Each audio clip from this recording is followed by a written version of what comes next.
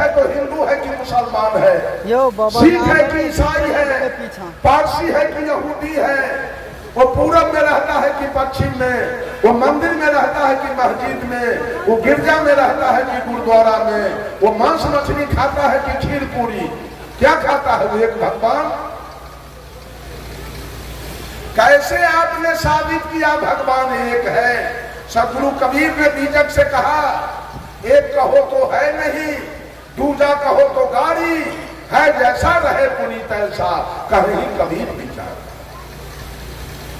भगवान को एक नहीं कहा जा सकता, भगवान को दू नहीं कहा जा सकता, भगवान को 1 लाख भी नहीं बोला जा सकता, भगवान को 1 करोड़ भी नहीं कहा जा सकता। कैसे आपने गिना भगवान को, कैसे नामाकरण किया आपने भगवान को?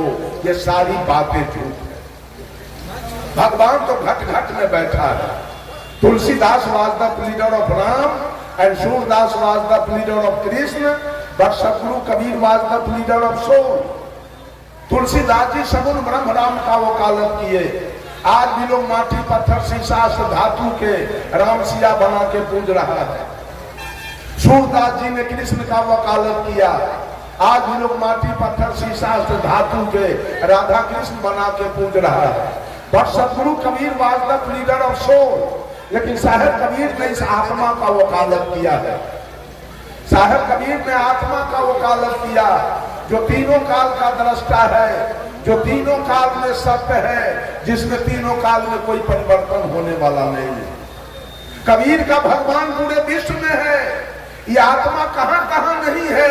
इंग्लैंड में नहीं है कि अमेरिका में नहीं है कि रूस में नहीं है कि चीन में नहीं है। चप्पे चप्पे में कबीर का भगवान है। लेकिन आपके भगवान कहां है? राम नहीं है चीन में, कृष्ण नहीं है इंग्लैंड में, महादेव जी नहीं है अमेरिका में, कहीं नहीं है। लेकिन कबीर का भगवान पूरे विश्व के अंदर ये आत्मा बैठा है। याद कर लीजिए आप लोग, ये झूठा प्रोपगंडा फैलाया जा रहा है पंडितों के द्वारा, मौलवियों के द्वारा और पादरियों के द्वारा। ये सब काल का दलाल है और सबको भटका भटका करके मारने के चक्कर में। सब आदमी गुरु के शरण में चले जाइए, सब आदमी गुरु के शरणागत हो जाइए और कोई पत्थर पानी के पूजा करना बंद कर दीजिए अगर कल्याण पाना है तो। सब आदमी घरे घर माँ का सेवा कीजिए। माँ के सेवा में चूक जाइएगा, कल्याण नहीं होगा। क्योंकि माँ का कर्जा सधाना जरूरी है। पिता का कर्जा, माँ का लागत इस शरीर पर 14 आना है, पिता का लागत 2 आना है। इसलिए माँ को आगे किया गया, पिता को पीछे कर। सबसे पहला है मातृ देवो भव, तब है पितृ देवो भव। पहले माँ तब पिता। याद रख लीजिए सब लोग। अब मैं अपने वाणी पर विराम लूंगा।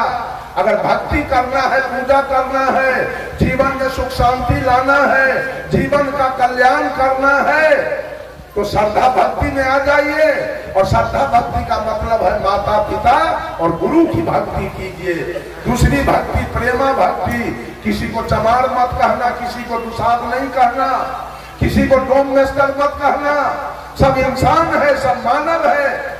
तुलसीदास जी लिख दिए रामचरितमानस में, आत्म अनुभव सुख सुप्रकाशा, तब भव मूल भेद भ्रम नाशा।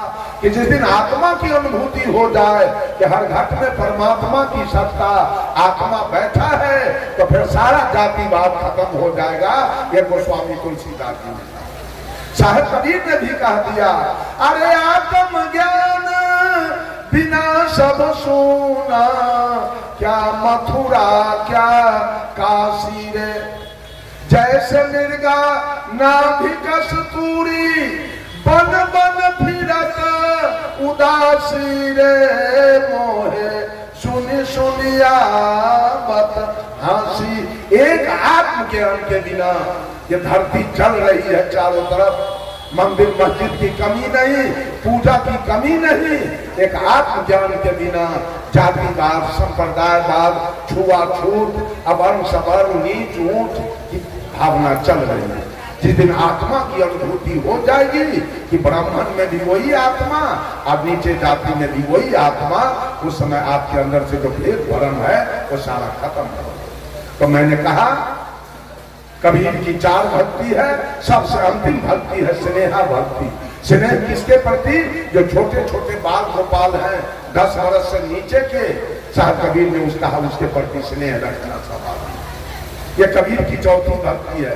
पहली भक्ति माता पिता गुरु के प्रति श्रद्धा, दूसरी भक्ति मानव के प्रति प्रेम, तीसरी भक्ति जीव जंतु के प्रति दया, और चौथी भक्ति है कबीर का कि जितने बच्चे हैं नन्हे मुन्ने बाल गोपाल शिशु, उसके प्रति स्नेह रखना, आदर रखना अपने दिल में।